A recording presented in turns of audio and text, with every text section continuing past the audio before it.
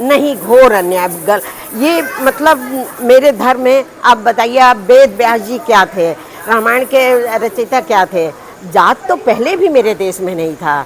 ये अंग्रेज़ों का आने के पहले क्या मुगल काल से जाति का ज़्यादा प्रभाव रहा है, और इस समय भी तो मैं कहूँगी कि जात का कोई वो मान्यता नहीं है। हाँ, स्थान विशेष पे ये गलतियाँ हो रही हैं, जबकि कहीं से भी इसको स्थायी मान्यता नहीं दिया जा सकता है। तो जो उन लोगों ने किया यादव जी के साथ, ये सही है क्या? नहीं, गलत है, बिल्कुल गलत है, बिल्कुल गलत है। तो आज बड़ी बड़ी कथाएं जैसे रितंबरा जी कह रही हैं और बापू मुरारी कह रहे हैं, अन्य लोग कथाएं कह रहे हैं, तो उनके कथा में लोग जाते हैं तो ऐसी प्रश्न नहीं उठता है। अगर वो गांव की कथा में गया तो ऐसा प्रश्न क्यों उठता है? देखिए, उस स्थान विशेष की ये कमी है अब, और नहीं, क्योंकि ज़्यादा जहाँ पढ़े लिखे लोग हैं, मेरे ख्याल से वहाँ ये कमियाँ नहीं आती हैं। ये गांव में कुछ लोगों की अज्ञानतावश या रूढ़िवश ऐसी कमियाँ कहीं कहीं देखने को मिल जाती हैं। तो जो आज ये हो रहा है कि अब भाई हम तो यही चाहेंगे कि हमारा समाज जब तक जागेगा नहीं, आज भी 50% जैसे गोंडा जैसे धरती पे, इसीलिए तो कोई बोलने नहीं आया, गोंडा जैसी धरती पे आज भी हम आप दबे हुए, सीधी सी बात हम आपसे भी कह रहे हैं, मैं स्वयं भी अपने को कह रहा हूँ, दबे हुए हैं।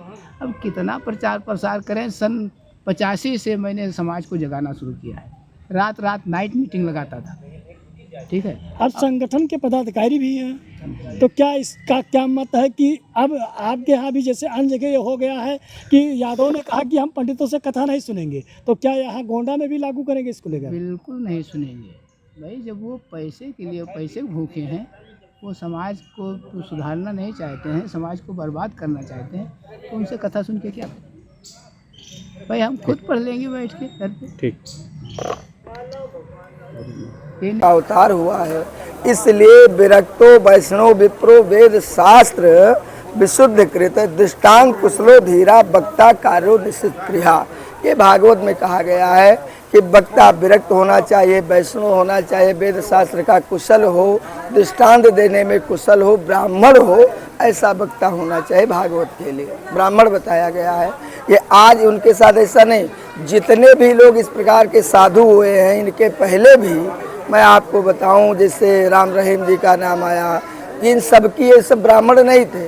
जो ब्राह्मण से हट करके अन्य जातियाँ कथा में उतरती हैं, उन्हीं में ये दोष आता है। जैसे उनके जजमान ने बताया, हाथ पकड़ा, हमने तो देखा नहीं है, हम तो यहाँ कथा में बजे टीवी भी नहीं देखा है, लेकिन जो पता चला है उसमें यही आ रहा है कि हाँ, उन्होंने कुछ अभद्रता की है स्त्रियों के साथ में, या ना भी की हो तो आपने अपनी जात को छुपाया, तो आपको दंड तो मिलना ही चाहिए। जो भी दंड उन लोगों ने दिया, मैं उस पर दस्तखत करता हूँ, क्योंकि आदमी को छल कपटहीन होकर के ही जो कुछ करना चाहिए।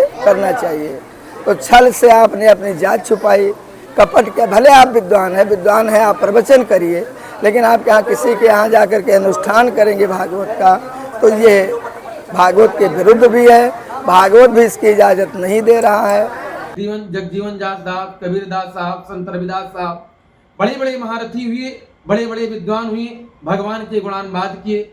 मीराबाई, इन्होंने भगवान को प्राप्त करने के लिए प्रेम बस अपना सर्व कुछ न्यौछावर कर दिया।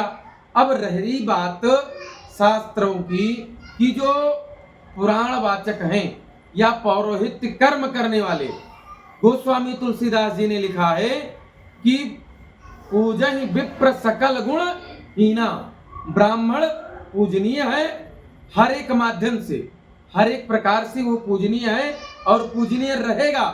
यहाँ यह नहीं है कि यहाँ सनातन के अनुसार या शास्त्र के अनुसार ही उसे पूजना ही योग्य हर व्यक्ति का जीवन। हम ये जानना चाहते हैं कि उन्होंने जो उनका कृत्य किया, जैसे कि यहाँ देखा गया, उनकी शिखा बनवा दी गई, उनको गंजा करा दिया गया, उनकी मूंछ मुड़वा दी गई, उनकी दाढ़ी बनवा दी गई, यहाँ तक कि पप्पू बाबा के या किसी ब्राह्मणी के मूत्र के द्वारा उनके शरीर को पवित्र कराया गया।